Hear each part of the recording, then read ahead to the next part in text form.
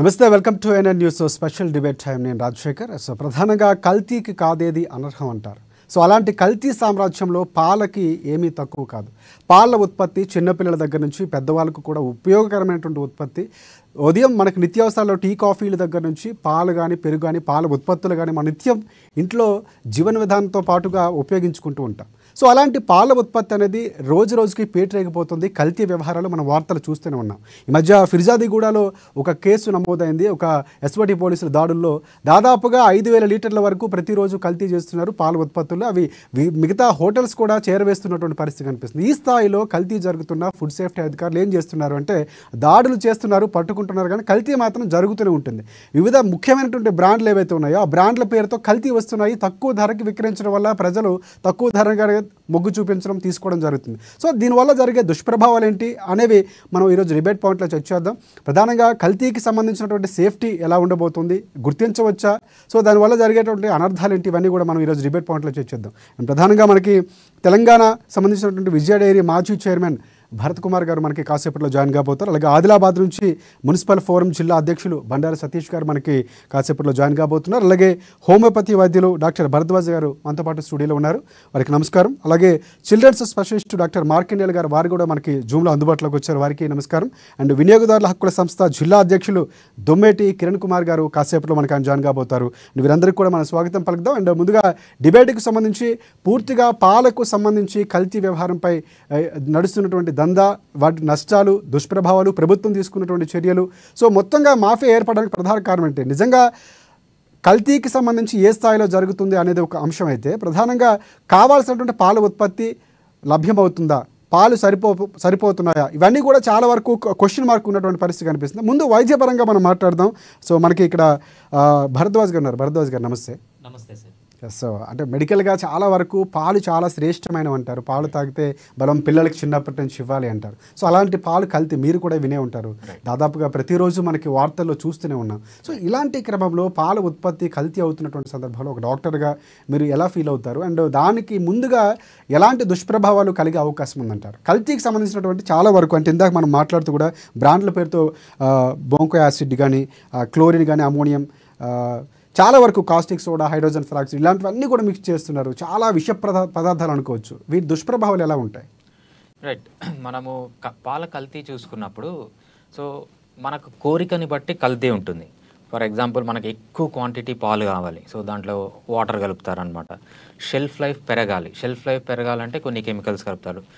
Sodium bicarbonate కానీ, caustic soda కానీ, ఇట్లాంటివి చాలా ఫార్మాల్డిహైడ్ అంటాం. ఫార్మాల్డిహైడ్ అంటే మనము శవాల్ని ప్రిజర్వ్ చేస్తూ ఉంటాం చూసారా, శవాల్ని కుళ్ళిపోకుండా ప్రిజర్వ్ చేస్తుంటాం, అట్లాంటి కెమికల్స్ వాడుతుంటారు అనమాట. మిల్క్ బాగా వైట్గా ఉండాలి అంటే కొన్ని కెమికల్స్ కలుపుతారు. మనకు పాలు ఏంటంటే బాగా నురుగు ఉండాలి. నురుగు కావాలంటే మనకు డిటర్జెంట్స్ ఇట్లాంటివి కలుపుతూ ఉంటారు. బాగా ఫ్యాట్ అంటే మనకు మంచి కొవ్వు రావాలి, లేకపోతే మంచి దానిపైన మీగడ రావాలి అంటే దాంట్లో ఎట్లాంటివి కలుపుతుంటారంటే పామ్ ఆయిల్, లేకపోతే మార్జరీన్ అంటారు, లేకపోతే డాల్డా అంటారు కదా, ఇటువంటివి కలుపుతూ ఉంటారు. సో మంచి టేస్ట్ రావాలి. ఇంకోటి ఏంటంటే ఒక్కొక్కసారి మనము పాలను టెస్ట్ చేసినప్పుడు ప్రోటీన్ వస్తుందన్నమాట. ప్రోటీన్ ఉండదు, కాకపోతే ప్రోటీన్ ఉన్నట్టు ఫేక్ చేయాలంటే ఏంటంటే వాళ్ళు ఎక్కువ అమ్మోనియా లేకపోతే యూరియా ఇవన్నీ కలుపుతుంటారు. పాలు డెన్సిటీ, పాలు బరువు ఎక్కాలి అంటే వీళ్ళు ఏం చేస్తారంటే సాల్ట్ కలుపుతుంటారు. పాలు మనకేంటి మంచి స్వీట్గా ఉండాలి, స్వీట్గా ఉండాలంటే షుగర్ కలుపుతుంటారు అనమాట. సో మనిషి కోరికను బట్టి, మనిషి ఏమేమి కోరుకుంటాడు ఒక పాలల్లో అనే దాన్ని బట్టి వాళ్ళు కల్తీ కలుపుతూ ఉంటారు. సో మెయిన్గా జనరల్గా మనం ఒక్కొక్క కెమికల్ తీసుకున్నప్పుడు దాంట్లో ఏం కెమికల్ ఉంది, దానివల్ల ఏం ప్రాబ్లం వస్తుందని తెలుసుకునే ముందు కామన్గా జనరల్గా ఏమేమంటే ఫస్ట్ గ్యాస్ట్రిక్ ప్రాబ్లమ్స్ వస్తాయి. గ్యాస్ట్రిక్ ప్రాబ్లమ్స్ ఏమేమి ఉంటాయి అంటే గ్యాస్ట్రో ఇంటెస్టైనల్, జీర్ణ వ్యవస్థకు సంబంధించి నాజియా అంటే వామిటింగ్ వచ్చినట్లు ఉండడము, వామిటింగ్స్ రావడము, డయేరియా, లూజ్ మోషన్స్ రావడము, అల్సర్స్ ఫామ్ కావడము, ఇవన్నీ కామన్గా చూస్తుంటాం. నెక్స్ట్ స్టేజ్కి వచ్చేటప్పటికి కిడ్నీ పర్మనెంట్గా డ్యామేజ్ కావడము, లివర్ డ్యామేజ్ కావడం, ఇవన్నీ చూస్తుంటాం అనమాట. ఆ నెక్స్ట్ స్టేజ్కి వెళ్ళేటప్పుడు క్యాన్సర్స్ ఇవన్నీ వస్తుంటాయి. ఇవన్నీ కాకుండా ఎస్పెషల్లీ చిన్నపిల్లలకి ఇచ్చినప్పుడు ఏంటంటే వాళ్ళకు న్యూరో డెవలప్మెంటల్ డిజార్డర్ అంటాం అనమాట. ఆటిజమ్స్ కానీ, లేకపోతే వాళ్ళకి ఏడిహెచ్డీలు కానీ ఇంకా ఎక్కువగా చూస్తుంటాం. ఎక్కువ పిల్లలు వాడుతూ ఉంటారు కాబట్టి పిల్లల్లో కూడా ఎక్కువ మనము ఈ ప్రాబ్లమ్స్ అన్ని జనరల్గా చూస్తూ ఉంటాం. రైట్. ఒకటి ఇంకోటి అంటే పాలకు సంబంధించి ఉత్పత్తుల గురించి మనం డాక్టర్ మార్కండేయులు గారు ఉన్నారు, చిల్డ్రన్ స్పెషలిస్ట్ ఆనుకోవారు. ముందు నమస్కారం మార్కండేయులు గారు. Yes sir. ఎస్, చిన్నపిల్లలకి ఇందాక మనం మాట్లాడుతూ చిన్నపిల్లలు ముఖ్యంగా పాలని తీసుకోవడంలో ఎక్కువగా తోడ్పాటు పోషకాలు అందుతుంటాయి, చిన్నప్పటి నుంచి పాలు తాగాలని చెప్తూ ఉంటారు. సో అలాంటి పాలు కల్తీ అయిపోతున్నాయి. సో వాటికి సంబంధించి ప్రభావం ఎలా ఉండబోతుంది? చిన్నపిల్లలకు సంబంధించి ఎదుగుదలకు కానీ లేకపోతే ఆర్గానిక్ సంబంధించి కానీ ఎలాంటి సమస్యలు ఉండబోతుంది? ఇప్పుడే డాక్టర్ గారు చెప్పారు చాలా సమస్యలు ఉత్పन्न అవుతాయి, ప్రతి అవయవం మీద కూడా ఎఫెక్ట్ పడుతుందని చెప్తున్నారు. సో చిన్నపిల్లలు ఎక్కువ ప్రభావం ఎలా ఉండబోతుంది? డాక్టర్ గారు చెప్పినట్లే మన అవైలబిలిటీని డిమాండ్ బట్టి వాటిల్లో రకరకాల కల్తీ ఈ మార్కెటింగ్ స్ట్రాటజీస్ ప్లే చేస్తూ కస్టమర్లకి నచ్చే విధంగా వాటి అడల్టరేషన్ చేయడం అనేది జరుగుతుంది అనేది వాస్తవం. ఇలా మీరు ఇనిషియేట్ తీసుకొని అవేర్నెస్ క్రియేట్ చేయడం పబ్లిక్ లో, అలాగే కన్సర్న్ అఫీషియల్స్ కి అలర్ట్ చేసి ఆ ప్రాసెసెస్ ని ఎక్కడ వేరియస్ దశల్లో ఐడెంటిఫై చేసే విధంగా మమ్మల్ని ఇన్వాల్వ్ చేస్తూ చేయడం అనేది మీకు ధన్యవాదాలు. This a great initiative. అలాగే ఇప్పుడు పిల్లల్లో చూసుకుంటే నేను ఒక చిల్డ్రన్ స్పెషలిస్ట్ గా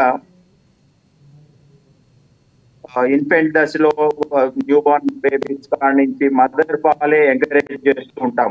ఎందుకంటే దాంట్లో కల్తీ కానీ ఎటువంటి ఆహారం లేని ideal nutritious food for baby. ఆ దశగా ఈ రోజుల్లో వర్కింగ్ మదర్స్ అవనియండి, వేరియస్ ఇష్యూస్ వల్ల కానివ్వండి, అవేర్నెస్ చాలా మంది బెస్ట్ ఫుడ్ ని బేబీకి అందించలేకపోతున్నారు. ఆ చిన్న బేబీ యూజ్ చేసుకునే దుస్థితి అవేర్నెస్ లేక జరుగుతుంది. చిల్డ్రన్ కావనివ్వండి, జనరల్ గా అవన్నీ ఆ మోటివేషన్ చేసాము. బట్ మీరు కూడా new born baby up to at least 1 year దాకా మదర్ అనేది మిస్ అవ్వకుండా అనేది ఈ డాక్టర్ గారు చెప్పినట్టు చిన్న బేబీ దశలోనే ఎన్నో ఆర్గాన్స్ సేవ్ చేసిన వాళ్ళమి, వాటికి పూర్తి స్థాయిలో హెల్త్ గా లాంగ్ ఉండే విధంగా చేసుకున్న వాళ్ళం అవుతాం. మొదటిగా నేను చిల్డ్రన్ స్పెషల్ గా చెప్తుంది. రెండవది బాల్య దశ చూసుకుంటే చిల్డ్రన్ మిల్క్ అనేది వెరీ న్యూట్రిషియస్ ఫుడ్, మంచి ప్రోటీన్, వాళ్ళ బోన్ గ్రోత్ కావనివ్వండి, పిల్లల గ్రోత్ కావనివ్వండి, ఇది essential food for day to day life. అలాంటి ఎసెన్షియల్ ఫుడ్, ఇంత మంచి హెల్దీ ఫుడ్ మన బిజినెస్ దుస్థితి ఇట్లా అడల్టరేషన్ కి లోన్ అయిపోయి మోస్ట్లీ మేము ఇండియా మొత్తంలో 68% కల్తీ పాలు లభించడము, మహారాష్ట్ర ఇంకా ఘోరమైన స్థితిలో ఉండటము అడల్టరేషన్ లో, ఇవన్నీ చూస్తుంటే మనకి భయభ్రాంతులు చేస్తున్నా తప్పని పరిస్థితుల్లో వాడాల్సి వస్తుంది. సో వాటిలో చూసుకుంటే స్టార్చ్ పౌడర్ అవనివ్వండి, సల్ఫనక్ కెమికల్స్ అవనివ్వండి, అలాగే చాక్ పౌడర్ అవనివ్వండి, యూరియా, ఇలాంటి ఎన్నో చిన్న గ్యాస్ట్రైటిస్ కాడి నుంచి క్యాన్సర్స్ వచ్చే అంత ఎఫెక్ట్ పడే విధంగా కల్తీలు జరుగుతున్నాయి. రైట్ డాక్టర్ గారు, మళ్ళీ మీద మీరు సంపూర్ణ అవేర్నెస్ క్రియేట్ చేయడమే కాక గవర్నమెంట్ కూడా స్పందించి మళ్ళీ మనం డిస్కస్ చేద్దాం. మార్కండేయులు గారు, మళ్ళీ మీ దగ్గరికి వస్తాను. మనకి ఆదిలాబాద్ నుంచి మున్సిపల్ ఫోరం జిల్లా అధ్యక్షులు బండారి సతీష్ గారు ఉన్నారు. సతీష్ గారు నమస్తే. నమస్కారం అండి. అమ్మా న్యూస్ వ్యూవర్స్ అందరికీ నమస్కారాలు తెలియజేస్తాం. ఎస్ సతీష్ గారు చెప్పండి. వినే ఉంటారు పాలకు సంబంధించినటువంటి మన డిబేట్లో ప్రధానంగా పాల కల్తీ అనేది మీకు తెలిసిందే, వినే ఉంటారు. సో దానికి సంబంధించి మీరేమంటారు? సార్, ఇవి నాకు తెలిసి 4-5 సంవత్సరాల నుంచి కూడా చూస్తున్నాం. ఎక్కడ చూసినా ఈ పాల కల్తీ అనేది చాలా ఎక్కువైతుంది. మనకు ఈ దేశం వైజ్ అంటే మన దేశాన్ని బట్టుకొని మన ఉన్న పాపులేషన్ ని బట్టి చూస్తే ఈ ఆవులు కానీ గేదెలు కానీ వాళ్ళ సంఖ్య తక్కువ. కానీ మరి ఇంత విపరీతమైన పాల ఉత్పత్తి ఏడికెళ్ళి వస్తున్నదో అర్థమైతలేదు. ఎక్కడ చూసినా, ఏ పౌల్ట్రీ షాప్ లో చూసినా, ఏ పాల షాప్ లో చూసినా 1000 లీటర్ల పాలు అమ్ముతున్నారు. మరి అంత ప్రొడక్షన్ లేదు. ఇప్పుడు మా ఆదిలాబాద్ చూస్తే, నిజామాబాద్, నిర్మల్ ఎక్కడ చూసినా కూడా అక్కడ ఉన్న పాపులేషన్ కు అక్కడ ఉన్న పశువులకు అసలు పొంతన లేదు. మరి ప్రభుత్వం కూడా ఎందుకు చూసి చూడనట్టు వ్యవహరిస్తుంది? ఎక్కడనైతే చిన్న పోలీస్ వ్యవస్థలో చూస్తే ఎగ్జాంపుల్ చిన్న తగాదాలు, చిన్న కొట్టుకున్నా చేసుకున్నా తీసుకపోయి అని లోపలేసేసి ఇచ్చేస్తారు. మరి వీళ్ళు ప్రజల కానీ పిల్లల ప్రాణాలతో చెలగాటమాడుతూ వాళ్ళ మరణానికి ఇండైరెక్ట్ గా కారణమవుతున్న వాళ్ళని చిన్న చిన్న పిటి కేసులు నోటీసులు ఇచ్చుకుంటా వదిలేస్తున్నారు. ఇది అంటే ఇక్కడ మరి కొన్ని వ్యవస్థలో ఉన్న లోపాలను వీళ్ళు అందులో తీసుకొని ఆశ్చర్యగా తీసుకొని ఈ మల్టిపుల్ టైమ్స్ ఇదైతే ఉప్పులు కానీ, పసుపు కానీ, కారం కానీ, పాలు కానీ, నిత్యావసర వస్తువులు కానీ అంటే డైరెక్ట్ మన కడుపులకు విషం ఇస్తున్నారు వాళ్ళు. నేను ఏమంటా అంటే యాజ్ ఎ కౌన్సిల్ ఫోరం అధ్యక్షునిగా నేను రాష్ట్ర ప్రభుత్వాన్ని కానీ కేంద్ర ప్రభుత్వం కానీ నేను ఒకటే రిక్వెస్ట్ చేస్తున్నా, ఏదైతే చిన్న చిన్న తగాదాలో చిన్న చిన్న దొంగతనాలకు వేసే శిక్ష చిన్నది ఉంటున్నదో అయితే ఇది డైరెక్ట్ వాళ్ళని చనిపోయే స్థాయికి వాళ్ళకి డైరెక్ట్ విషం ఇస్తున్నారు వీళ్ళు.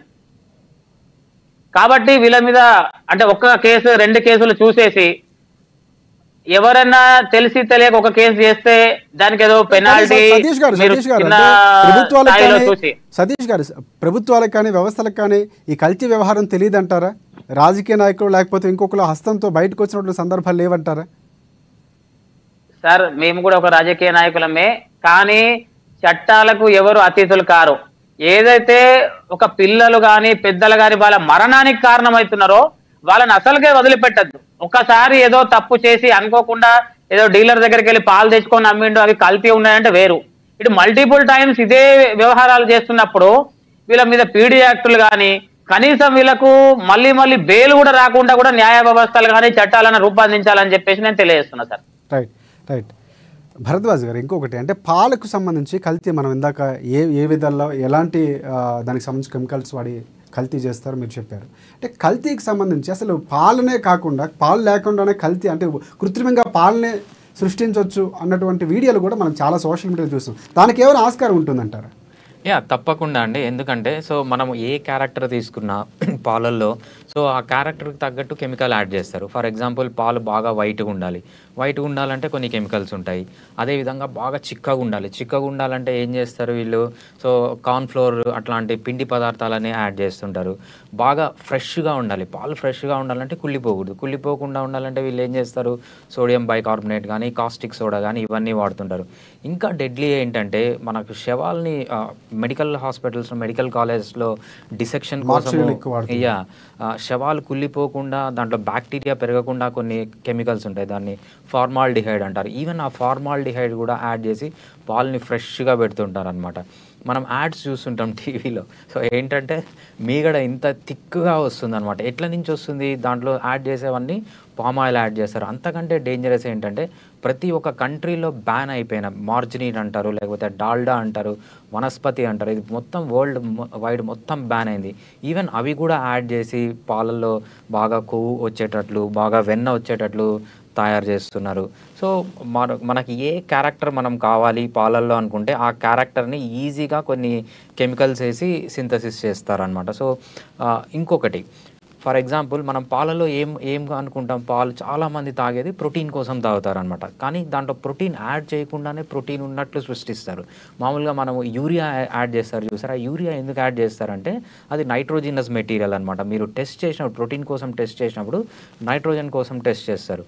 సో ఇది డైరెక్ట్గా నైట్రోజన్ అంటే హై క్వాలిటీ ప్రోటీన్ లాగా అది చూపిస్తుంది అనమాట. అదేవిధంగా బాగా మనము పాలు లాక్టోమీటర్ పెట్టి కొలుస్తాము. చేసినప్పుడు ఏమవుతుంది, పాలు బాగా డెన్సిటీ ఉంటుంది. ఆ డెన్సిటీ రావాలంటే ఏం చేయాలి, దాంట్లో డైరెక్ట్గా ఉప్పు యాడ్ చేస్తారు, సాల్ట్ యాడ్ చేస్తే ఏంటంటే అది బాగా కరిగిపోయి పాలు బాగా డెన్సిటీ ఉన్నట్లు లాక్టోమీటర్ని మోసం చేసే డెన్సిటీ ఉన్నట్లు తెలుస్తుంది అనమాట.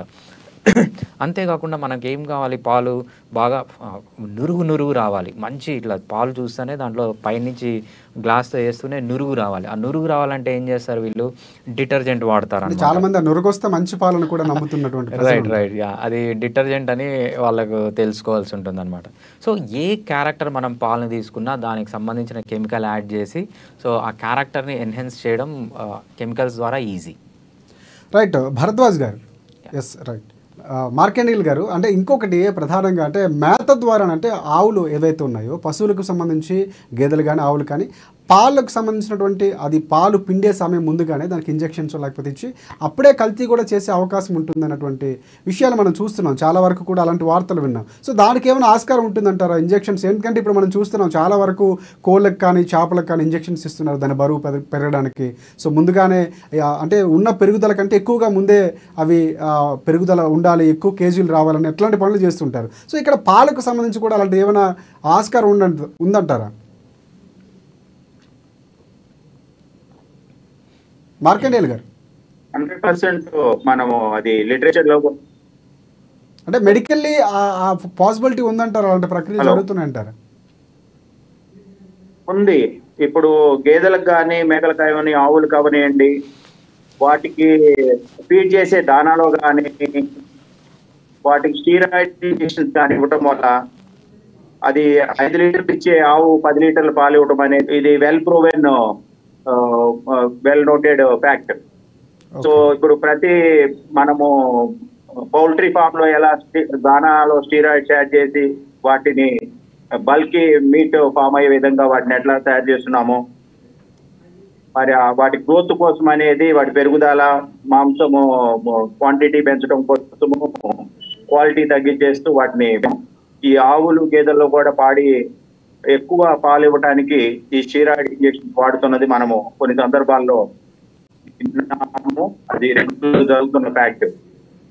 అసలు గేదె ఇవ్వక ముందే అడల్టరేట్ అవుతున్నాయి అన్నది మనము అది చాలా ఎందుకంటే ఈ స్టీరాయిడ్స్ అనేది మన రోగనిరోధక శక్తిని పూర్తిగా సొంతం చేయడమే కాక అవ్వటము బోన్స్ మనం మిల్క్ తీసుకుంటే బోన్ గ్రోత్ కి మంచి ప్రోటీన్ ఆర్గాన్స్ లో మజిల్స్ అది నెగిటివ్ గా అవుతుంది. ఇప్పుడు ఆస్టియోపోరోసిస్ అంటే బోన్స్ ఇంకా వీక్ అయిపోతున్నాయి స్టీరాయిడ్ అడల్టరేటెడ్ మిల్క్ తీసుకోవడం వల్ల.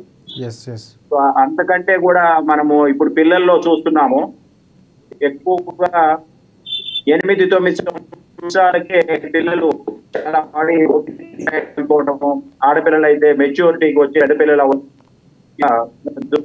మనం ఈ రోజుల్లో చూస్తున్నాము. ఈ ప్రీమెచ్యూర్ ప్యూబర్టీ అనేది అది చాలా వాళ్ళు సైకలాజికల్ గా ఇంకా ప్రిపేర్ అవ్వని దశలోనే వాళ్ళు మెనార్కి అవడం అనేది బాధాకరం. ఒబిసిటీ అనేది కూడా ఇవాళ సమాజంలో పెరిగిపోవడానికి కూడా ఈ స్టీరాయిడ్ ఇంజెక్షన్స్ తో ఉన్న మిల్క్ అవనియండి, పౌల్ట్రీ ప్రొడక్ట్స్ అవనియండి, మీట్ అవనియండి ఎరువుగా వాడటమే అనేది ఐసీఎంఆర్ నాకు కూడా ఈ ఇష్యూస్ వెళ్ళటము, ఎన్నో రిపోర్ట్స్ మనం రిలీజ్ అవటము, అవి చూసి కూడా మళ్ళీ బిజినెస్ వీటిల్లో మనం మర్చిపోయి మనము సేమ్ తప్పులు మళ్ళీ చేస్తూ ఉన్నాము. కాబట్టి ఈ యాంగిల్ లో కూడా మనము ఓన్లీ పాలు తీసిన తర్వాత కలిపే పదార్థాలు పాలు తీయకముందే గేదెలో యానిమల్స్ కి ఇచ్చే స్టీరాయిడ్స్ అవనియండి, వేరియస్ కెమికల్ ఇంజెక్షన్స్ అవనియండి, వాటి మీద కూడా దృష్టి పెట్టాల్సిన అవసరం ఉంది. రైట్ మార్కండేయులు గారు. అండ్ ఇంకోటి సతీష్ గారు, అంటే మనకి ఇందాక మనం మాట్లాడుతూ కూడా మీరు అన్నారు అంటే పాడి అంత లేదు కానీ పాల ఉత్పత్తి అంత లేదు కానీ వినియోగం మాత్రం అంతకంటే ఎక్కువగా ఉన్నటువంటి పరిస్థితి. అంటే మనకి ఫంక్షన్ లైన్లో ఉదయం దగ్గర నుంచి పాల ఉత్పత్తి చాలా ఎక్కువగా మన కల్చర్లో వాడుతూ ఉంటారు. సో ప్రతి ఒక్కరు కూడా ఇంట్లో ప్రతి ఒక్కరు వాడుతున్నటువంటి పరిస్థితి. సో ఇక్కడ ప్రభుత్వం, ఇందాక మనం ప్రభుత్వాల గురించి మాట్లాడుకున్నాం, కల్తీని నివారించడం ఎంత ప్రథమ ధర్మమో దానికంటే కూడా ముఖ్యంగా ఇటువైపు రైతులకు కానీ లేకపోతే పాడి రైతులు ఎవరైతే ఉన్నారో వారికి ఆసరా కల్పించడం, అంటే రైతులు కూడా తగ్గుతున్నటువంటి పరిస్థితి కనిపిస్తుంది. సో ఉత్పత్తి పెంచాలంటే వీళ్ళు ఒక అవేర్నెస్ తీసుకురావటం, సో అలాంటి మేలిమ జాతి ఆ పాడిని తీసుకొచ్చి పెంచే విధంగా వారికి అవగాహన కల్పించడం, ఈ కార్యక్రమాలు కూడా ప్రభుత్వం చేయాల్సిన అవసరం ఉందంటారా? నిజంగా ఆ ప్రభుత్వాలు అటు దృష్టి పెడుతున్నాయి. ఎందుకంటే చాలా సందర్భాల్లో మాట్లాడుతూ రైతు ప్రభుత్వాలకు చెప్తూ ఉంటాయి కానీ ఆ స్థాయిలో అంటే ఇక్కడ ఒక ప్రభుత్వాలు కాదు, కేంద్ర రాష్ట్ర ప్రభుత్వాలు, గత ప్రభుత్వాలు, ఇప్పుడున్న ప్రభుత్వాలు, అన్ని ప్రభుత్వం మీద బాధ్యత ఉంది ఇది. ఎందుకంటే ఈ రోజు కల్తీ జరుగుతుంది కాదు కాబట్టి. మీరేమంటారు?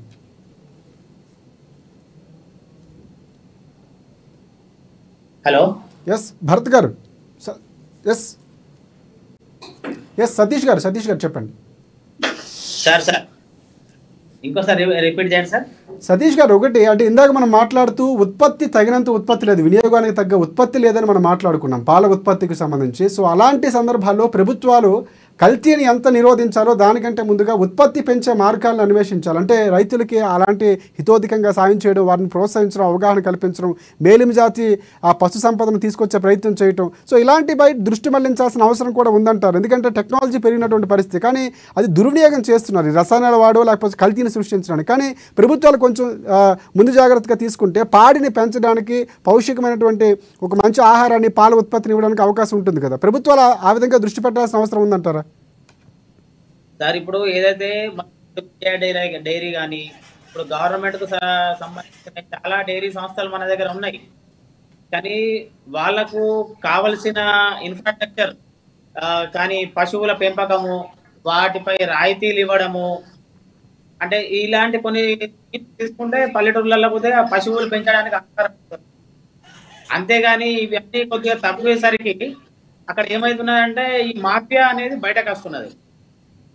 ఎస్, కానీ ఇంకొకటి అంటే రైతుల దగ్గర నుంచి వెళ్ళేటప్పుడు పాలు బాగానే ఉంటాయి. డైరీలకు వెళ్ళిన తర్వాత కూడా కొన్ని సందర్భాల్లో కల్తీ అవుతున్నటువంటి వార్తలు మనం చూస్తున్నాం. వారు కూడా ప్రత్యేకంగా ఇలాంటి పద్ధతులు అవలంబించి ఎక్కువ రోజులు నిల్వ ఉండడానికో, పాల ఉత్పత్తిని ఇంకా ఎక్కువ పెంచడానికో 5 లీటర్లని ఒక 10 లీటర్లు, లేకపోతే 1000 లీటర్లు ఒక 5000 లీటర్లు చేయడానికి ప్రయత్నం చేస్తున్నటువంటి సందర్భాలు కూడా మనం చూస్తాం. అంటే క్వాలిటీ మెయింటైన్ చేయడంలో ప్రభుత్వం కూడా ప్రత్యేకంగా చొరవ తీసుకోవాలి. సో డైరీల ఫామ్కి సంబంధించినటువంటి కొన్ని సందర్భాల్లో విన్న వార్తలు, కొన్ని ప్రధానంగా కొన్ని డైరీ ఫార్మ్స్ మీద ఇలాంటి వార్తలు విన్నాం. సో దానికి సంబంధించి ప్రభుత్వం ఎలాంటి చర్యలు తీసుకోవాలంటారు? ప్రభుత్వం నిజంగా చర్యలు తీసుకుంటుంది అంటారా? ఫుడ్ సేఫ్టీ కానీ లేకపోతే FSSAIకి సంబంధించి కానీ ఈ సంస్థలు కానీ?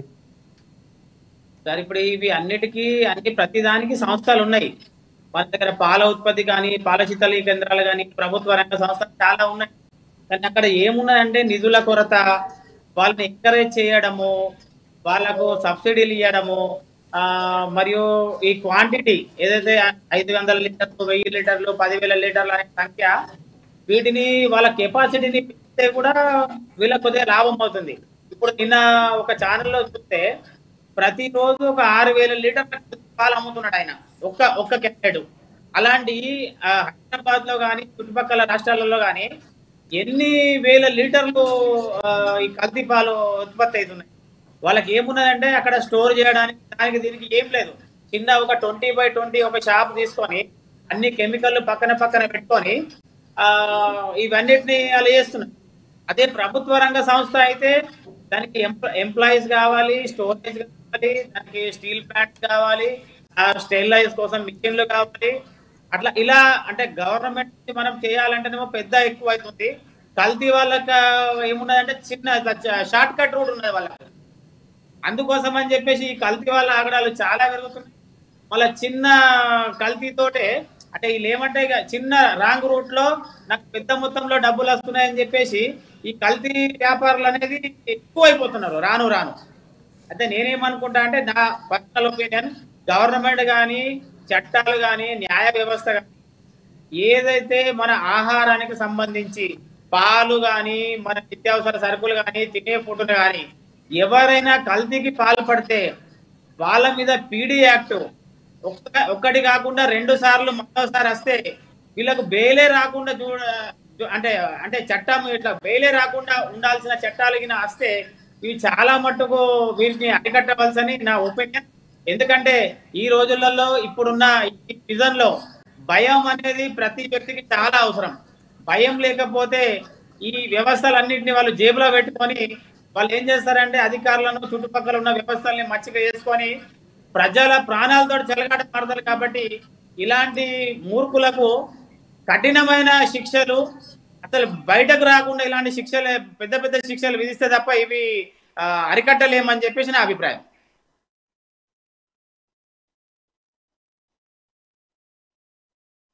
హలో సతీష్ గారు, మళ్ళీ మీ దగ్గరికి వస్తాను. అండ్ భరద్వాజ్ గారు, ఒకటి ఇందాక మనం అంటే పాల కల్తీ అవుతుంది, సో ఎలాంటి కెమికల్స్తో మనం అనుకున్నాం, దానివల్ల దుష్ప్రభావాలు కూడా చెప్పినటువంటి పరిస్థితి. కానీ కల్తీ పాలను గుర్తించడం ఎలా అనేది సామాన్యులకి డౌట్ వస్తున్నటువంటి పరిస్థితి. దానికి సంబంధించి ఏమైనా మనకి మెడికల్ కిట్స్ కానీ లేకపోతే మన ఇంట్లో ఏమైనా మనం టెస్ట్ చేసుకోవచ్చా? కల్తీ పాలను గుర్తించడానికి అవకాశం ఉందా? రైట్, తప్పకుండా అండి. మనకు మెయిన్గా మనకు అమెజాన్లో ఎక్కడ చూసినా కూడా మనకు ఈ టెస్ట్ కిట్స్ దొరుకుతున్నాయి. ఆ టెస్ట్ కిట్స్లో మళ్ళీ ఆ ప్రైజ్ని బట్టి ఉంటుంది. సో నువ్వు ఈ ప్రైస్ కానీ పెడితే ఇవి డిటెక్ట్ చేయొచ్చు పాలలో. మనం బేసిక్గా ఏంటంటే ఆ లోకల్ ఏరియాలో కానీ, ఫర్ ఎగ్జాంపుల్ మనకి ఇప్పుడు ఒక కేసు బయటకు వచ్చింది, ఆ కేసులో మనకు దొరుకుతాయి ఈ కెమికల్స్ వాడారని. ఈ కెమికల్స్ మనం లిస్ట్ అంతా ఒక నోట్ చేసుకోవాలన్నమాట. నోట్ చేసుకొని మనం అమెజాన్లోకి వెళ్ళి చెక్ చేయాలి. సో ఈ టెస్ట్ కిట్లో నుంచి నాకు ఇవి డిటెక్ట్ అయ్యే ఛాన్స్ ఉందా లేదా. సో ఏదైతే సూటబుల్ కిట్ ఉందో ఆ కిట్ పర్చేస్ చేయడము.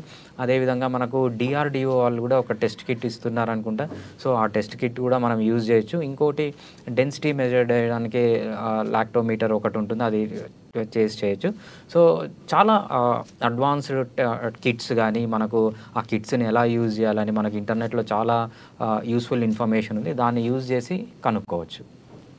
రైట్. ఒకటి మార్కండేయులు గారు, అంటే మనం టెస్ట్ పరంగా లేకపోతే కొన్ని కిట్స్ ద్వారా మనం చేయొచ్చు, కానీ సాధారణంగా అది గుడ్ మిల్కా లేకపోతే కల్తీ జరిగిందా అనేది మనం చూడగానే గుర్తించడానికి ఏమైనా వాసన లేకపోతే మరగపెట్టేటప్పుడు దాని నుంచి వచ్చేటటువంటి ఏవైతే కొన్ని మార్పుల వల్ల మనం గుర్తించడానికి అవకాశం ఉంటుందంటారా మార్కండేయులు గారు?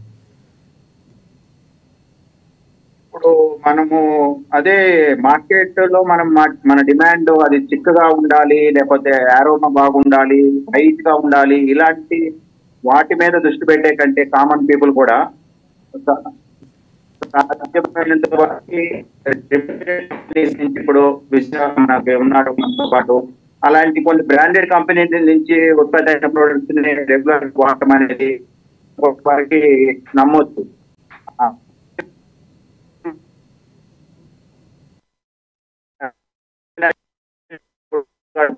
మరి అలాగే మిల్క్ కూడా ఎక్కువ రోజులు నిల్వ ఉంటున్నాయి అన్నా కానీ దాంట్లో ఎక్కువ ప్రిజర్వేటివ్స్ ఉన్నట్టే అర్థం. కాబట్టి కామన్ 24 hours to 48 hours లో అనేది ఇరిగిపోవడం అనేది జరుగుతుంది. అలాగే పెరుగు కూడా బియ్యంగా ఇది తప్పి తిడ పెరుగు అనేది మనం చిన్నతనంలో చూసింది అలాంటి లేవు ఇవాళ. సో కొన్ని చిన్న టెస్ట్లు ఏమో మనం చేసుకోవచ్చు, వాటిని ల్యాబ్ వాళ్ళ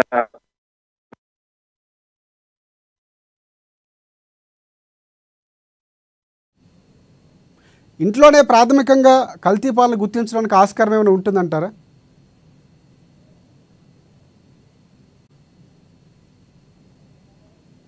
రైట్.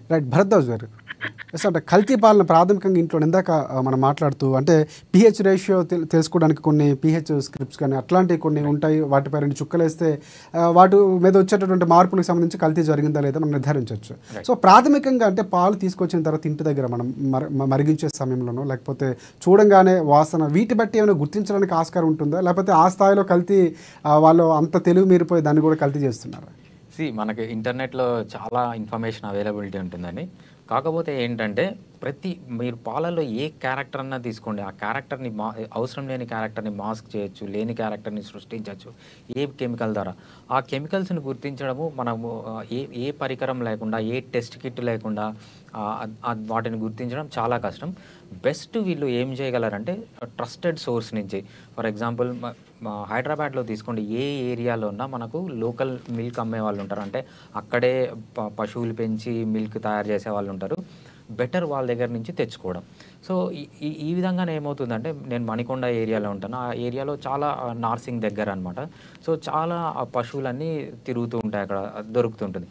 మనం మెయిన్గా ఒక పశువులు దగ్గర నుంచి డైరెక్ట్ సోర్స్ దగ్గర నుంచి తెచ్చుకునేటప్పుడు మనం గమనించాల్సింది ఏంటంటే 3 ఇంపార్టెంట్ థింగ్స్ ఉంటాయన్నమాట. ఫస్ట్ ఒకటి అంటే ఇందాక మనం మాట్లాడుతూ కూడా పాలకు సంబంధించి ఆ పాడిలో కూడా కల్తీ, అంటే దానా ద్వారా కల్తీ జరగడానికి అవకాశం ఉంటుంది. పాలు ఉత్పత్తి పెంచడానికి కొన్ని పదార్థాలు వాడుతూ ఉంటారు. సో వాటి వల్ల ఏమైనా దుష్ప్రభావాలు ఉంటాయంటారా?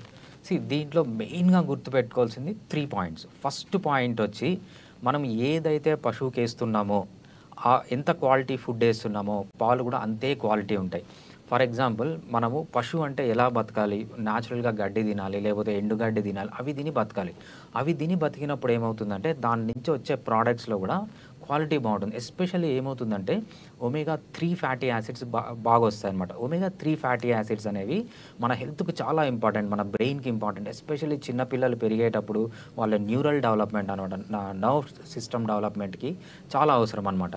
ఎప్పుడైతే మీరు నేచురల్ ఫీడ్ వేయకుండా వాటికి ఆర్టిఫిషియల్ ఫీడ్ వేస్తారో నెక్స్ట్ ఏమవుతుందంటే దాంట్లో omega-6 ఫ్యాటీ యాసిడ్స్ పెరిగిపోతాయి. omega-6 ఫ్యాటీ యాసిడ్స్ పెరిగాయంటే ప్యూర్లీ ఇన్ఫ్లమేటరీ అనమాట. ఇన్ఫ్లమేటరీ అంటే అన్ని రకాల డిసీజెస్, సో ఆస్తమా రావడం కానీ, లేకపోతే ఇన్ఫెక్షన్స్ రావడం కానీ, వాళ్ళలో ఏదైనా చిన్న పెయిన్ ఉన్నా కూడా ఆ పెయిన్స్ అన్ని ఎక్కువ కావడం కానీ, ఇవన్నీ omega-6 ద్వారా వస్తాయి. ఇది సరిగ్గా ఫుడ్ ఇవ్వకపోవడం.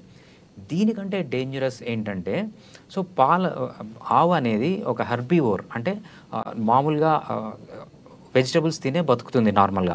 కొన్ని కంట్రీస్లో, మా ఇండియాలో కూడా ఉందో లేదో తెలియదు, కొన్ని కంట్రీస్లో ఏం చేస్తున్నారు అంటే పాల ఉత్పత్తి పెంచడానికి దానికి మాంసం పెట్టడం మొదలుపెట్టారనమాట. మాంసం పెట్టడం మొదలుపెట్టేటప్పటికి ఏమైందంటే వాటిలో కొత్త కొత్త డిసీజెస్, స్పంజిఫామ్ ఎన్సెఫలైటిస్ అంటారు, లేకపోతే మనం ఇన్నింటాం మ్యాడ్ కౌ డిసీజ్ అంటారు. ఈ మ్యాడ్ కౌ డిసీజ్ వచ్చి బ్రెయిన్ అంతా స్పాంజ్ లాగా మారి చనిపోవడానికి కూడా దారితీస్తుంది అనమాట. అటువంటి మాంసాన్ని మళ్ళీ తింటే మనుషుల్లో కూడా ఈ స్పంజిఫామ్ ఎన్సెఫలైటిస్, ఏదైతే జంతువుల్లో మ్యాడ్ కౌ డిసీజ్ అంటారో అది మనుషులకి రావడానికి కూడా ఆస్కారం ఉంటుంది. నెక్స్ట్ ఇంకా కామన్గా జరిగేది, నా కళ్ళతో నేను కూడా చూసింది, కామన్గా జరిగేది ఏంటంటే పాలు ఉత్పత్తిని పెంచడానికి ఒక హార్మోన్ ఇస్తారన్నమాట. దాన్ని ఆక్సిటోసిన్ అంటారు. ఆక్సిటోసిన్ మనకు మామూలుగా నేను చూసింది పాలు కొనడానికి వెళ్ళినప్పుడు వాళ్ళు పక్కన పెట్టుకొని డైరెక్ట్గా ఆవులకి బర్రెలకి ఇంజెక్షన్ ఇస్తున్నారనమాట. ఈ ఆక్సిటోసిన్ అనేది ఎప్పుడు రిలీజ్ అవుతుందంటే మెయిన్గా పిల్లలు పుట్టేటప్పుడు గర్భిణీ స్త్రీలలో రిలీజ్ అవుతుంది అనమాట ఈ ఆక్సిటోసిన్ పని ఏంటంటే పాలు పెంచడం, ఆర్టిఫిషియల్గా అంటే న్యాచురల్గా సెట్టింగ్స్లో వచ్చినప్పుడు న్యాచురల్గా పాలు పెంచుతుంది. ఎప్పుడైతే మనం ఇంజెక్షన్స్ ద్వారా ఇస్తామో ఇది క్వాంటిటీ ఎక్కువైపోయి ఆ ఆక్సిటోసిన్ లెవెల్స్ అనేవి మిల్క్లో కూడా వస్తాయన్నమాట. ఎప్పుడైతే ఈ చిన్నపిల్లలు తీసుకుంటారో ఆక్సిటోసిన్, హై ఆక్సిటోసిన్, సో వీళ్ళు ఆడపిల్లలు అయితే త్వరగా మెచ్యూర్ కావడము, మగవాళ్ళు అయితే వీళ్ళకి సెకండరీ సెక్షువల్ క్యారెక్టర్స్ తగ్గిపోయి సో ఈ ఇంపార్టెన్సీలు రావడము, అదేవిధంగా గైనకోమాస్టియా అంటాం అనమాట. అంటే మగవాళ్ళలో బ్రెస్ట్ డెవలప్ కావడము, టెస్టిస్ సింక్ అయిపోవడము, ఇవన్నీ కామన్గా చూస్తుంటాం. ఈ 3 పాయింట్స్ మనం ప్రాబ్లమ్స్ కూడా ప్రధానంగా వస్తుంది. రైట్, డెఫినెట్గా అండి. సో పీసీఓడి కానీ, లేకపోతే థైరాయిడ్ కానీ, లేకపోతే నెపోథియన్ సిస్ట్ అంటాము, లేకపోతే బల్క్ యూటరస్ అంటాము. ఉమెన్లో వచ్చే 95% ఆఫ్ ది డిసీజెస్ అంటే రీప్రొడక్టివ్ డిసీజెస్కి హైపర్ ఈస్ట్రోజెనిక్ స్టేట్ అంటాం అనమాట. ఈ హైపర్ ఈస్ట్రోజెనిక్ స్టేట్ రావడానికి ఒబేసిటీ అనేది మెయిన్ కారణం. ఇటువంటి పాలు వాడినప్పుడు ఏమవుతుందంటే ఇన్ఫ్లమేషన్ పెరిగి ఒబేసిటీ వచ్చి ఇటువంటి అన్ని ప్రాబ్లమ్స్కి దారితీస్తుంది. సో కల్తీ పాలు అనేది కూడా ఒక మేజర్ రోల్ ప్లే చేస్తుంది విమెన్ రిలేటెడ్ డిసీజెస్లో. రైట్, సతీష్ గారు, అండ్ ఇంకోటి మనం ప్రభుత్వాలపై చర్యలు తీసుకోవాల్సిన అవసరం ఖచ్చితంగా ఉంది. అంటే మీరు ఇందాక సామాజిక స్పృహతో ఎంత మాట్లాడారో మీడియా ముఖంగా మేము కూడా చెప్తున్నాం. ఎందుకంటే మనిషి జీవన విధానానికి చాలా ముఖ్యమైనది. అంటే పాల ఉత్పత్తులు కల్తీ, అంటే పాలు మాత్రమే కాదు నిత్యావసరాలు వాడే ప్రతిదీ కూడా కల్తీ అవుతుంది. దాని మీద నిరోధించడానికి ప్రభుత్వం ప్రత్యేకంగా చర్యలు తీసుకోవాలి. ఇక్కడ ఇంకొకటి అంటే ఇప్పుడున్నటువంటి ఇందాక మనం వ్యవసాయదారులకు సంబంధించి మనం మాట్లాడుకున్నాం, కానీ పాత పద్ధతులకి ఇప్పటికీ చాలా డిఫరెన్స్ కనిపిస్తుంది. అంటే అప్పుడున్నటువంటి జెర్సీ ఆవులకి, అంటే ఇప్పుడు జెర్సీ ఆవులు వచ్చి అప్పట్లో దేశవాళీ ఆవులు అని ఈ వ్యత్యాసం కూడా ఇప్పుడు మధ్య మనం ఎక్కువ చూస్తున్నాం. సో దీనికి సంబంధించి కూడా ప్రత్యేకంగా ప్రభుత్వాలు చర్యలు తీసుకోవాల్సిన అవసరం ఉందంటారా? సార్ ఇప్పుడు జెర్సీ ఆవులు అంటే అవి కూడా ఎక్కడి దగ్గర ఉంటాయి. అంటే అవికి ఏముండే గతంలో మన గౌరాని అంటారు మా భాషలో, తెలంగాణ భాషలో. గౌరాని ఆవులు కానీ గేదెలు కానీ తక్కువ పాలిస్తుండే. ఈ జెర్సీలకు ఏముంటాయంటే వీటికి కొద్దిగా ఫుడ్ కూడా డిఫరెంట్ ఉంటది. ఇవన్నిటితో ఏమున్నాయంటే ఒక్కొక్క గేదె 10 లీటర్లు 20 లీటర్లు ఇచ్చే ఛాన్సెస్ ఉన్నాయని అంటారు. అంటే మాకు కూడా గతంలో పల్లెటూర్లలో ఉండే. ఇప్పుడు ఏమైందంటే ప్రతి ఒక్కళ్ళు ఏమైందంటే ఇక మన గౌరాని ఆవులు గేదెలు తక్కువ పాలిస్తున్నాయి, ఈ జెర్సీ అవి ఎక్కువ ఇస్తున్నాయి అని చెప్పేసి ఇవన్నీ కొద్దిగా ఎంకరేజ్ చేస్తున్నారు. ఇప్పుడు ఒక్కొక్క రేటు చూస్తుంటే నార్మల్గా ఉన్న గేదెలు 20,000 నుంచి 15,000 20,000 ఉంటే జెర్సీ 60,000 70,000 నుంచి ఉన్నాయి. అంటే ఇంకొకటి, అంటే గతంలో చూసుకుంటే కొన్ని డైరీ ఫార్మ్స్ ప్రత్యేకంగా వారికి ఆవులు అది కూడా సర్ప్రైజ్ చేసి కొంత ఇన్స్టాల్మెంట్లో డబ్బులు కట్టించుకొని పాలను తీసుకొని అందులో కట్ చేసుకునేవారు. అంటే ఇలాంటి స్కీమ్స్ కూడా కొన్ని డైరీ ఫార్మ్స్ ప్రవేశపెట్టాయి, అంటే జెర్సీ ఆవులకు సంబంధించి. అది కూడా చూసే ఉంటారు మీరు. అవును, చూసినాం సార్. మేము కూడా ఏమంటామంటే ప్రభుత్వాలు కూడా ఇవన్నిటిని ఎంకరేజ్ చేయాలి.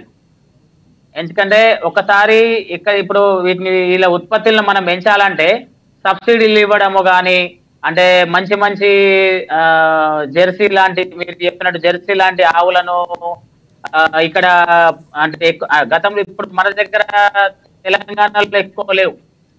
అవి గుజరాత్ కానీ బీహార్ మహారాష్ట్రలో ఈ జెర్సీ ఆవులు ఎక్కువ ఉంటాయి అంటే నాకు తెలిసి. అయితే అలాంటి మనము ఇక్కడ సబ్సిడీ అక్కడికి వెళ్ళి తీసుకొని ఇక్కడ ఉన్న ప్రజలకు సబ్సిడీ మీద ఇస్తే వాళ్ళకు అవగాహన కలిగి అరిపోయి దీంతో మనకు కొద్దిగా బిజినెస్ కూడా అవుతుంది అనే ఆలోచనతోటి. అంటే ఇప్పుడు ఒక లీటర్ పాలు ఇప్పుడు 80-90 రూపాయల నుంచి 100 రూపాయలు పలుకుతున్నది. మరి 20 లీటర్ల గంటలుగా నీకు మంచి ఒక అక్కడ ఇక్కడ బిజినెస్ నిరుద్యోగ సమస్య ఉన్నది. ఇప్పుడు డైరీ ఫార్మ్స్ ఉన్నారు, డిగ్రీ చదువుకున్న వాళ్ళు కూడా 20 గేదెలు తెచ్చుకుంటే మంచి అవసరాల కొద్దీ ఆయన ప్రైవేట్ ఎంప్లాయీ చేసే శాలరీ ఇక ఇతనికి అక్కడ ఆవుల మీద పడుతుంది. అంటే నేను ప్రభుత్వాన్ని కూడా అంటే మీరు ఇప్పుడు ఇలాంటి నాసి రకము ఈ కెమికల్ నివారించే పల్లెటూర్లతో యువతల్ని కొద్దిగా ఎంకరేజ్ చేసి మంచి ఆవులు వస్తుంది. ఇప్పుడు కొందరు మా దగ్గర మా ఆదిలాబాద్ లో మా శ్రీకాంత్ రెడ్డి గారు అని ఉన్నారు, ఆయన ఉత్తమ రైతు. ఇప్పుడు కొందరు మా ఫ్రెండ్ ఉన్నాడు, మా క్లాస్మేట్, ఆయన ఏం చేస్తాడంటే ఆయన డిగ్రీ పాస్ అయ్యాడు. ఒక 30 ఆవులు ఒక 30 గేదెలు ఉన్నాయి, ఒక 10-15 ఆవులు ఉన్నాయి. ఆయన ఒక గవర్నమెంట్ ఎంప్లాయీ శాలరీ పడుతున్నది ఆయనకు. అంటే నేనేమంటా అంటే ఇలాంటి కొద్దిగా ఎంకరేజ్ చేసి సబ్సిడీలు ఇచ్చి అంటే ప్రజల దగ్గర ఈ ప్రొడక్షన్ ఇట్లా ఇవి ఆవులు గేదెలతో వీటితో కూడా మన ఒక ఎంప్లాయ్మెంట్ తీసుకోవచ్చు అనే దాన్ని ప్రభుత్వాలు కొద్దిగా ముందుకు తెస్తే ప్రజలకు కూడా అవగాహన వస్తుంది. అదే విధంగా ఇలాంటి టీములు ఎక్కువ అయితే మనకు పాల ప్రొడక్షన్ ఎక్కువ వస్తుంది, ఇక కల్తీ కొద్దిగా తగ్గుతుందని నా ఉద్దేశం. కానీ దాంతో పాటు ఈ చట్టాలల్లో ఉన్న లొసుగుల్ని తప్పియకపోతే మాత్రం ఈ మాఫియా అనేది కల్తీ పాలదే కానీ ఆహార వస్తువులలో కానీ ఎందులోనే కానీ చట్టాలు కఠినంలో లేకపోతే ఇవన్నీ చాలా ఎక్కువయ్యే ఆస్కారం ఉన్నది.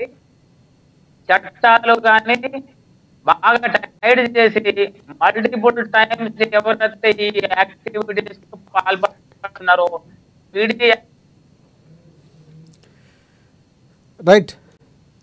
రైట్ మార్కండేయులు గారు, ఇంకొకటి అంటే ప్యాకెట్ పాలకి సంబంధించి కూడా చాలా వివాదాలు కొన్ని సందర్భాలు వచ్చాయి. ప్యాకెట్ పాలు కూడా అంత శ్రేయస్కరం కాదు, దాంట్లో కూడా దాదాపుగా 50-60%, 70% కల్తీ ఉంటుంది. వాటిలో కూడా నిల్వ ఉంచడానికి కొన్ని డైరీ ఫార్మ్స్ కలుపుతున్నాయని అంటారు. సో డైరీ ఫార్మ్కి సంబంధించి దాని మీద ఏవైతే అంటే కొన్ని ప్రొడక్ట్స్ ఖచ్చితంగా కలుపుతారు వాళ్ళు, అంటే దానికి సంబంధించి నిల్వ ఉంచడానికో డేట్ వేయటం ఇవన్నిటి దాని మీద ఒక సగటు వినియోగదారుడు కొనేటప్పుడు ఎలాంటి జాగ్రత్తలు తీసుకోవాలంటారు? అంటే మెడికల్గా కొన్ని టర్మ్స్ ఉంటాయి, అవి సామాన్యులకు తెలియకపోవచ్చు. మీ ద్వారా ఈరోజు నేను అడగాలనుకుంటున్నాను.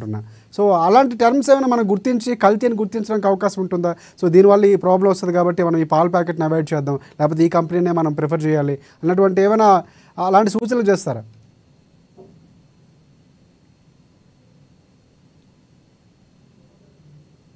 మార్కండేయులు గారు,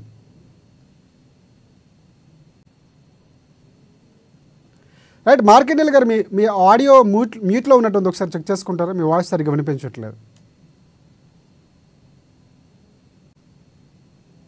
రైట్ భరద్వాజ్ గారు, అది ప్యాకెట్ పాలకు సంబంధించి వినే ఉంటారు క్వశ్చన్. అంటే చాలా వరకు దాని మీద మనకుంటా అంటే మనం చూస్తాం, డేట్ చూసుకుంటాం తప్ప ఎప్పటి వరకు ఉంది, కానీ దాని మీద దాంట్లో ఉన్నటువంటి ఏవైతే కెమికల్గా కొన్ని ప్రొడక్ట్స్ మిక్స్ చేస్తూ ఉంటారు దానిపై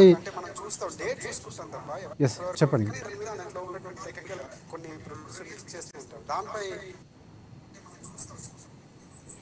భరద్వాజ్, పాల ప్యాకెట్ పైన మనకు పాలల్లో ఏముంది అని ఉంటుందే తప్పితే దాంట్లో ఎక్సిపియంట్స్ వీళ్ళు ఎక్స్ట్రా ఏం యాడ్ చేశారని అన్నది. బట్ డెఫినెట్గా పాల నుంచి తయారు చేసిన ఏవైతే ప్రోడక్ట్స్ ఉంటాయో దానిపైన డెఫినెట్గా ఉంటుంది. ఫర్ ఎగ్జాంపుల్ చిన్న పిల్లల గురించి మాట్లాడినప్పుడు చిన్నపిల్లలు కామన్గా పాల ఉత్పత్తిలో ఇష్టపడి తినేది ఏంటంటే ice cream. So ice cream దాని ఇంగ్రీడియంట్స్ని బట్టి సో అది బెటరా కాదా, ఏ ఐస్ క్రీమ్ బెటర్ అని ఎగ్జాంపుల్గా మనం ఈజీగా చెప్పచ్చు అనమాట. ఫర్ ఎగ్జాంపుల్ మీరు ఏ ఐస్ క్రీమ్ అన్నా మీరు రోడ్లో పోయేటప్పుడు ఐస్ క్రీమ్ తీసుకోండి, దానిపైన చూడండి. సో దానిపైన ఐస్ క్రీమ్ అని ఉందా, ఫ్రోజన్ డెజర్ట్ అని ఉందా? Frozen dessert 95% of the ice creams పైన ఫ్రోజన్ డెజర్ట్ అని ఉంటుంది. ఫ్రోజన్ డెజర్ట్ అంటే మీనింగ్ ఏంటంటే అది పాలతో తయారు చేయబడింది కాదు, దాంట్లో వెజిటేబుల్ ఆయిల్స్ యాడ్ చేశారని. వెజిటేబుల్ ఆయిల్స్ అంటే ఏంటి?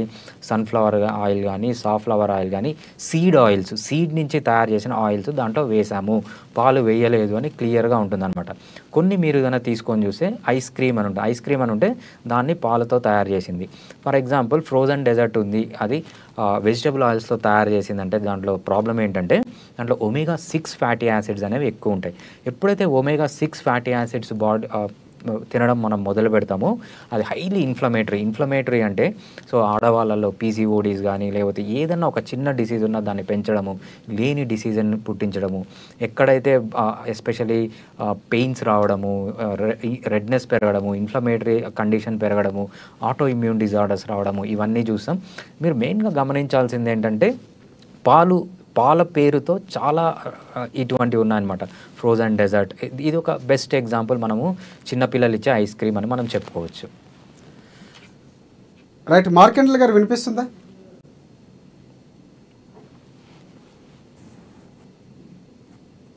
రైట్, మార్కెండల్ గారు. ఎస్ ప్రధానంగా చూసుకుంటే ఇందాక మనం మాట్లాడుకున్నట్టే పాల ప్యాకెట్ సంబంధించి ఒకటి తీసుకున్నప్పుడు కూడా బ్రాండ్ బట్టి కూడా మనం తెలుసుకోవచ్చు. కానీ ఆ బ్రాండ్ ప్యాకెట్లో కూడా కల్తీ జరుగుతుంది. సో మనం దాన్ని గుర్తించడం కూడా చాలా కష్టమైపోతుంది. మార్కెండల్ గారు.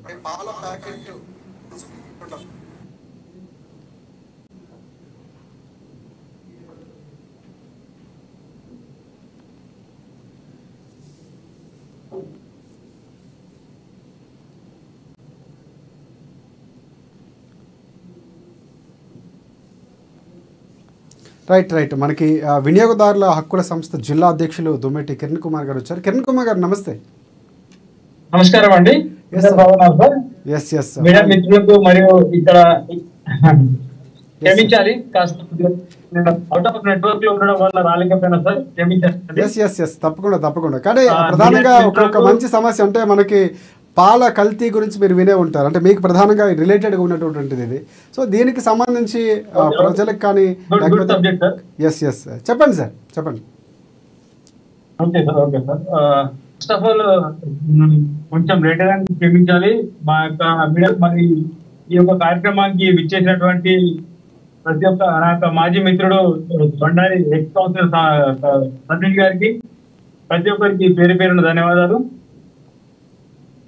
సార్, ఈ రోజు కల్తీ అనేది చాలా అపూరితమైనటువంటి ఈ యొక్క ఆదిలాబాద్ జిల్లాని కాకుండా యావత్ దేశంలో చిన్న పిల్లలు తాగేటువంటి పాలపైన కల్తీ అనేది చాలా దారుణమైనటువంటి మాఫియా అని చెప్పి నా యొక్క ఒపీనియన్ సార్. తప్పకుండా, ఎందుకంటే ఒక ఉమెన్ మానవుడు అనేది తన తల్లి కడుపు నుండి ఆరోగ్యవంతంగా పుట్టి పెరగడానికి కారణము మాంసపుత్రులతో పాటు ఒక పౌష్టిక ఆహారాలు, అంటే ఒక ప్రోటీన్ కలిగినటువంటి ఏకైక అమృతం అంటే ఏదైనా ఉంటే అది తల్లి పాలతో సమానమైనటువంటి పాలే సార్. ఈ యొక్క పాలను దౌర్జన్యంగా కొంతమంది ఒక దండగా పెట్టుకొని ఈ పాలను ఒక యూరియా కలుపుకుంటూ, లేకపోతే ఈ మధ్యన అదేం సార్ ఎదుగుదల గురించి దాన్ని ఒక ఇంజక్షన్ దానికి ఇవ్వడం జరుగుతుంది సార్. ఆల్రెడీ మనం డిబేట్ లో మాట్లాడుకున్నాం కిరణ్ గారు. డాక్టర్ గారు ఆల్రెడీ చెప్పారు, దాని గురించి మాట్లాడుకున్నాం. ప్రధానంగా అంటే మీరు దీంట్లో మార్పులు రావాల్సిన అవసరం ప్రభుత్వ పరంగా ఎలాంటి బాధ్యత వహించాలంటారు? తప్పకుండా సార్.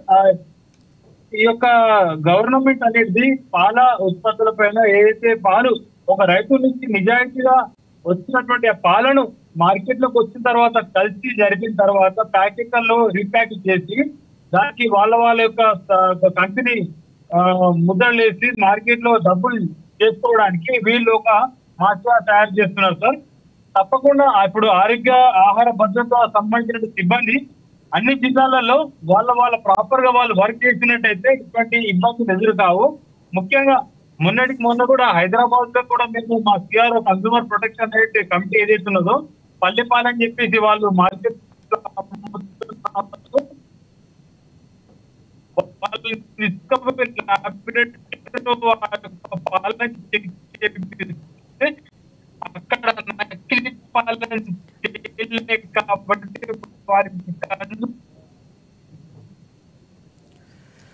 రైట్ సతీష్ గారు చివరిగా చెప్పండి. మనం డిబేట్ చివరి అంకానికి వచ్చాం. ప్రధానంగా చివరిగా ఇందాక నుంచి మీరు కూడా ప్రభుత్వానికి కానీ లేకపోతే కొన్ని సూచనలు చేస్తున్నటువంటి పరిస్థితి, చివరిగా ఏం చెప్తారు? పాల కల్తీకి సంబంధించి ఎలాంటి ఇన్సెంటివ్గా ప్రభుత్వాలు కానీ స్పందించాల్సిన అవసరం, చివరిగా కంక్లూడ్ చేయండి. అది ఏ ప్రభుత్వమైనా సార్, ఆరోగ్య విషయంలో ప్రభుత్వం అనేది ఈ యొక్క నిర్లక్ష్యం అనేది చాలా దారుణం సార్. ఈవెన్ ఆహార భద్రత ఏవైతే ఫుడ్ సేఫ్టీ అధికారులకు ఇచ్చినటువంటి అధికారులు ఆహార పదార్థాలు ఏదైనా కానీ మనము ఎక్స్పోర్ట్ ఎక్కువ చేయకుండా ఇక్కడనే వాటి ప్రొడక్షన్ ని పెంచుకొని ఎక్కువ అంటే ఒక ఏమంటారు దాని డిమాండ్ కు తగ్గట్టు ఉత్పత్తి ఉంటే ఇక్కడ ఇలాంటి కల్తీలు అనేది జరిగాయి. డిమాండ్ కు ఇప్పుడు డిమాండ్ ఏమో 100% ఉన్నది, ఉత్పత్తి ఏమో 2% ఉన్నది. కాబట్టి ఇక్కడ ఏమవుతున్నాయంటే ఇక్కడ కల్తీకి ఆస్కారం ఎక్కువ వస్తున్నది. ఎందుకంటే ఇక్కడ డిమాండ్ 100% ఉన్నది, ప్రొడక్షన్ 2% ఉంది. కాబట్టి ఈ యొక్క 50% ని మనము మిగతా అంటే 100% కాకుండా ఈ మనము ఎట్లా పడితే అట్లా యూరియా కలపడము, నూనెతో చేయడం, దాంతో చేయడం, దీంతో చేయడం, ఇవన్నీ వీటిని వాడుకుంటా ఈ దారులు వెతుకుతున్నారు, దొంగదారులు. నేనేమంటా అంటే నా పర్సనల్ ఒపీనియన్, వాళ్ళ ఉత్పత్తికి వాళ్ళ డిమాండ్ కు తగ్గ ఉత్పత్తి ఇక్కడ ఉంటే ఇక్కడ ఇంతగానం ఇంత పంచాయతీలు అవసరం ఉండదు. దాంతో పాటు ప్రభుత్వాలు కూడా కఠిన నిర్ణయాలు తీసుకోవాలా. ఏదైతే మనం చిన్న చిన్న లొల్లి పంచాయతీలకు వీళ్ళ మీద క్రిమినల్ కేసులు అవి ఇవి మనము పెడుతున్నాం, అదే మన ఆహారాన్నే వీళ్ళు కల్తీ చేసి ఒక విషపూరితమైన కెమికల్స్ ను డాక్టర్ సాబు వీళ్ళందరూ చెప్పినట్టు కెమికల్స్ ని వీళ్ళు వాడి డైరెక్ట్ ఒక విషయాన్ని వాళ్ళకు టీలో కలిపి టీల లాగానే పాల లాగానే పిల్లలకు చాక్లెట్ల లాగా ఐస్ క్రీమ్ల లాగా స్వీట్ల లాగా ఇస్తున్నారో వీళ్ళందరి మీద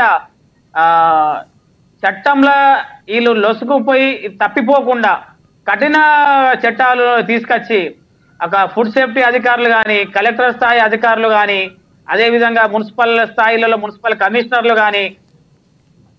రైట్ థ్యాంక్ యూ సతీష్ గారు. అండ్ భరత్ గారు చెప్పండి. అంటే ప్రధానంగా అంటే మనం ముందు మాట్లాడుతున్నందుకు చాలా అంశాలు మాట్లాడుకున్నాం. భరద్వాజ్ గారు అంటే టిప్స్కి సంబంధించి అంటే చాలా వరకు ఇంతకు మాట్లాడుతున్నాం, చివరిగా చెప్తూ కంక్లూడ్ చేశాను. ఫస్ట్ అసలు పాలు అనేది మనకు అవసరమా లేదా? సో మనకు నేచర్ ప్రకారం వెళ్ళినప్పుడు పాలు అనేది అడల్ట్ మనిషికి అవసరమే లేదు. పాలు అనేది ఏంటి, చిన్నపిల్లలు 1 year ఉన్నప్పుడు, 2 years ఉన్నప్పుడు, 3 years వరకు తల్లిపాలు తాగొచ్చు. సో అది మన నేచురల్, మన ఎన్వైరన్మెంట్ మనకు డిజైన్ చేయబడింది. కానీ మనం ఏం చేస్తున్నాం, పాలని జీవితాంతం తాగుతున్నాం. అది మంచిది కాదు, అంత పాలు తాగాల్సిన అవసరం లేదు. పాలు తాగాల్సిన అవసరం జీవితాంతం ఎవరికి ఉందంటే ఒకటే కేటగిరీ పీపుల్, ఎవరైతే నాన్ వెజ్ తినరో, మీట్ తినరో వాళ్ళలో ఏమవుతుందంటే విటమిన్ డి తగ్గిపోతుంది, విటమిన్ B12 తగ్గిపోతుంది. విటమిన్ డి, విటమిన్ B12 లెవెల్స్ని రెగ్యులర్గా మెయింటైన్ చేయడానికి వీగన్స్ ఎవరైతే వెజిటేరియన్స్ ఉంటారో వాళ్ళు పాలు తాగడంలో మీనింగ్ ఉంది.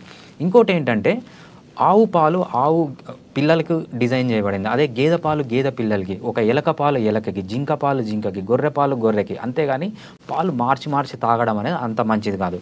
బట్ కొన్ని కండిషన్లో ఎప్పుడైతే మదర్కి పాలు రావో ఆ కండిషన్లో మనం పాలను తీసుకొని దాన్ని హ్యూమనైజేషన్ ఆఫ్ మిల్క్ అంటాం అనమాట. హ్యూమనైజేషన్ ఆఫ్ బఫెలో మిల్క్ కానీ కౌ మిల్క్ కానీ గైడ్లైన్స్ డిఫరెంట్గా ఉంటాయి. ఎందుకంటే ఆవు పాలల్లో ఉన్న ఆ రేషియోస్ డిఫరెంట్ ఉంటాయన్నమాట. ఏంటి, ప్రోటీన్ రేషియో కానీ, కార్బోహైడ్రేట్ రేషియో కానీ, మినరల్స్ కానీ, విటమిన్స్ కానీ డిఫరెంట్గా ఉంటాయి. దాన్ని హ్యూమనైజేషన్గా చేసి తాగాలి. అంతే తప్పితే ప్రతి ఒక్కరూ పాలు అనేది అవసరం లేదు. పాలు అనేది చిన్నపిల్లలకు మాత్రమే, పెద్దవాళ్ళు పాలు తీసుకోవడం అంత మంచిది కాదు. సో ఎంత తక్కువ పాలు తీసుకుంటే అంత మంచిది. సో పాల గురించి ఎక్కువ వరీ కాకుండా మనం ఏంటంటే ఉన్న పాలని మంచి క్వాలిటీ గురించి ఆలోచించాలి తప్పితే క్వాంటిటీ ఆఫ్ మిల్క్ గురించి తక్కువ ఆలోచించడం మంచిది. రైట్, థ్యాంక్ యూ డాక్టర్ గారు. అండ్ ఇది ఇవాళ డిబేట్ టైం. ప్రధానంగా పాలకు సంబంధించి కల్తీ ఎక్కడ, మిగతా అంశాలు కూడా చాలా వరకు కల్తీ అవుతున్నాయి. సో కల్తీపై ప్రభుత్వాలు ఎంత చర్యలు తీసుకోవాలి, మనం కూడా కొన్ని జాగ్రత్తలు తీసుకోవాల్సిన అవసరం ఉంది. అంటే పాలు అవసరమా లేదా అన్నటువంటి ఒక్కొక్క అవసరాన్ని బట్టి మాత్రమే వాడాలి, ఎంత క్వాంటిటీలో అవసరం. పాల కంటే ప్రత్యామ్నాయాలు చాలా ఉన్నాయి. అంటే మాంసాహారం, శాకాహారం డాక్టర్ గారు ఇప్పుడే చెప్పారు, అవన్నీ కూడా పాటించాలి. అండ్ ప్రభుత్వాలు ప్రధానంగా కేంద్ర రాష్ట్ర ప్రభుత్వాలు ప్రత్యేకంగా చొరవ తీసుకోవాల్సిన అవసరం కూడా ఉంది. అండ్ డిబేట్లో పాల్గొన్నటువంటి ఆదిలాబాద్ మున్సిపల్ ఫోరం జిల్లా అధ్యక్షులు బండారి సతీష్ గారికి, అలాగే డాక్టర్ భరద్వాజ్ గారికి, హోమియోపతి వైద్యులు మనతో స్టూడియోలో ఉన్న దానికి కూడా ప్రత్యేక ధన్యవాదాలు. అండ్ చిల్డ్రన్స్ స్పెషలిస్ట్ డాక్టర్ మార్కండేల్ గారికి, అలాగే దొమ్మేటి కిరణ్ గారు మనకి చివరిలో వచ్చారు, వినియోగదారుల హక్కుల సంఘం జిల్లా అధ్యక్షుల వారికి ప్రత్యేక ధన్యవాదాలు. అండ్ ప్రధానంగా డిబేట్లో పాల్గొన్న అందరికీ ప్రత్యేక ధన్యవాదాలు. ఇది ఇవాళ డిబేట్ టైం. రేపటి డిబేట్ టైంలో మళ్ళీ మనం కలుసుకుందాం. అంతవరకు చూస్తూనే ఉండండి NN న్యూస్.